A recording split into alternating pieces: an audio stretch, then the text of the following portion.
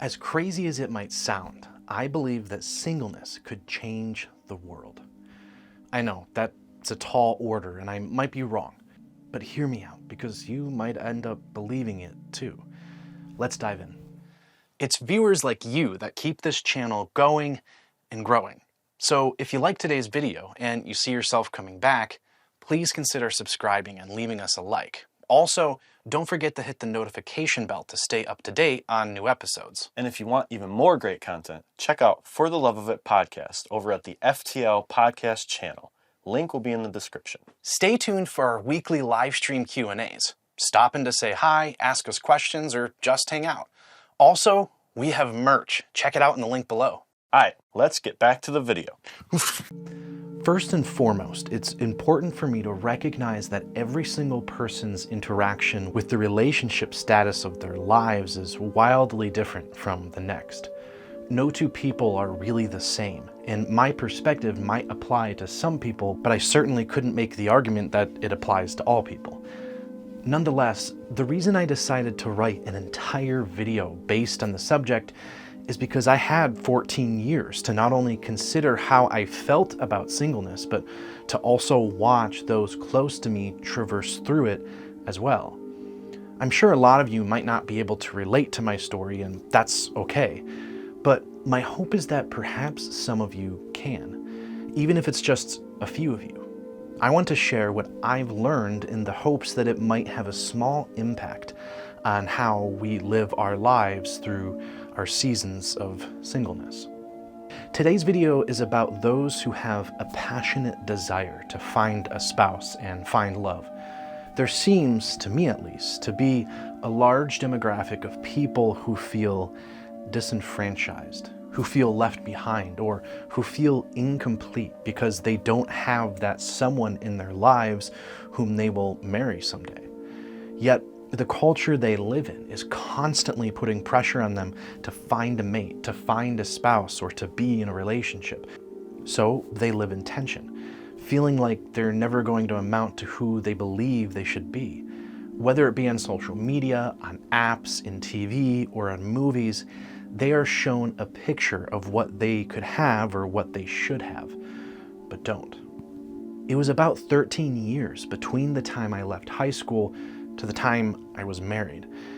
In that time, I had 2 significant relationships, neither of which lasted more than 3 months. Needless to say, by the time I hit 30, I began seriously wondering if a spouse was ever going to be a part of my story. To be honest, the idea of being single for the rest of my life terrified me. Most of the friends I had in college were married and not the same people I used to know. My brother was married. Even all the friends I had made after college had begun dating or getting married. I felt out of the loop. I felt left behind. During this season of my life, I would have recurring dreams about being left behind while a group of people I was with went off in some adventure without me. I remember dreaming that I was on a camping trip with a group of a dozen or so people. In the dream, I jumped out of my bed upon realizing that everyone else had started down the hiking trail without me. I wrestled with putting socks on my feet as I couldn't seem to get enough signal on my phone to send anyone a text. Furthermore, for some reason, my eyes didn't seem to want to focus enough to find my boots. I had dreams like these often. I would usually wake up with this growing pit in my stomach. I felt alone. I spent most of those 13 years looking to fill that pit in my stomach with what I believed would truly fill it. I wanted to know what it felt like to be in love and what it felt like to be loved in return. I wondered what it was like to be wanted by someone. By the time I turned 32, I had been on an incalculable number of dates. I had a profile on just about every dating app and paid an innumerable amount of money for subscriptions. I even attended singles events as often as I could. However, I was no closer to being where I wanted to be. I still felt alone and left behind. Despite the gut-wrenching fear of being single for the rest of my life, I found myself honestly and begrudgingly accepting the reality that I might be. I hated the idea. It terrified me. It left a pit in my stomach every time I considered it. Yet, I couldn't go on living with this false sense of hope that one day I was going to find what I genuinely was looking for. So I spent a good part of age 32 considering if I was wrong about the past 14 years of my life. I sought wisdom and advice and took time to rethink my relentless pursuit. Through it, I would end up learning 4 things about the past 14 years of my life in regards to singleness. First, I began to question whether or not it was really a spouse that I desired. In the moments when I felt alone, I began asking myself, what exactly was it that I was wanting? Sure, I wanted a spouse, but why did I want a spouse? It seemed like there was something more than just wanting a spouse in and of itself going on. It seemed that there was something beyond it, or intrinsic to the desire, that was more fundamental than solely wanting someone. I soon began to realize what the object of my affection really was. I even mentioned it earlier in this video. My longing was to be wanted, loved, and known.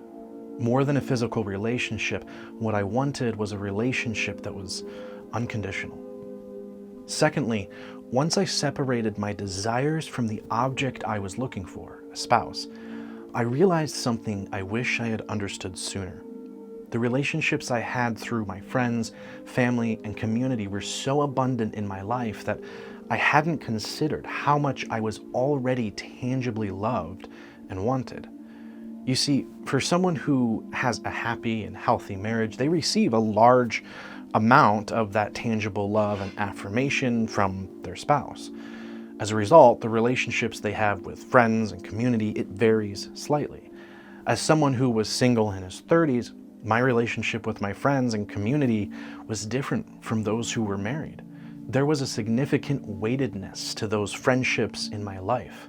The long hours I would spend just driving on the highway with a close friend, the deep talks sitting in my living room at 1 a.m, the random trips, the frequent events, and the impromptu dinner outings were all a part of the community that surrounded me. I was blessed to have what I needed all along. I realized that I never actually needed a spouse to be happy and discover a deep sense of joy in my life. I didn't need someone to fill what I thought was loneliness in my life. As a Christian, my belief in God more than satisfied my existential longings for unconditional, unchanging, and relentless love. It was my friends and community that were the tangible outworking of that love every day. The third thing I discovered was all the missed opportunities I had left behind in my relentless pursuit of a spouse. Looking back, I wonder what would have become of my life if I hadn't been so focused on it. What paths did I ignore? What choices did I overlook? Would I have been someone better than who I was? You see, my fear of being single drove my search to great lengths. I spent my time browsing dating apps and attending events on weekdays, so much so that I would have weeks with completely packed schedules. There are so many things throughout those years that I wanted to do, goals that I wanted to achieve, and journeys that I wanted to start, but I never did.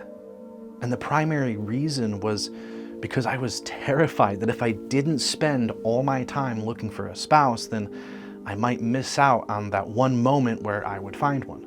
The funny part was that I did end up meeting my wife the same day I had given up on searching for one. This leads me to the fourth thing I would learn through this season of my life.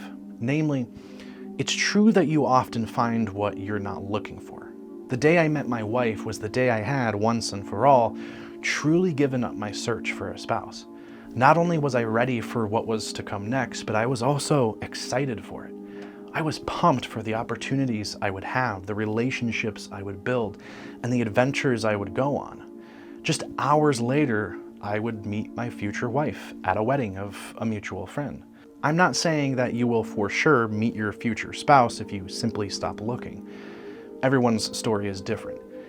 Yet there is so much truth in accepting that despite what your fears may lead you to believe, you're not missing out on your potential mate if you don't attend every singles event. Sure, it is good to be thinking of it, but I wish I had realized how little that mattered. I was never really in control of that journey to begin with. So what does a healthy singleness really look like? When considering everything I learned over the course of 14 years, healthy singleness for me looks like this. Accepting that you're not in control of when you find a mate, focusing on those opportunities that may never come again, and pursuing rich and thriving relationships with friends and the community around you. There is abundant and ineffable beauty in singleness. Don't let culture, society, or others around you convince you that marriage is somehow a step up on the social ladder, or that it's the next milestone you need to pursue in life. Each calling has its value and its worth. If you're single, know that you are not only loved, but that you are also just as valuable as anyone else. Singleness isn't a problem that needs to be fixed. It's a gift with a world of possibility. What if we lived in a culture that leveraged and empowered singleness rather than making thousands of people feel left behind because they've fallen into the lie that your life is somehow incomplete without a romantic partner in it? To be fair, marriage is beautiful, and I love my wife more than I could possibly love anyone on this planet. But that doesn't make me of more value than anyone else. I'm not more of a man or more of a grown-up because I'm married. I believe that singleness really can change the world. Don't let that opportunity pass you by. As the Roman poet Horace wrote, "Carpe diem," or seize the day. You never know where it might lead.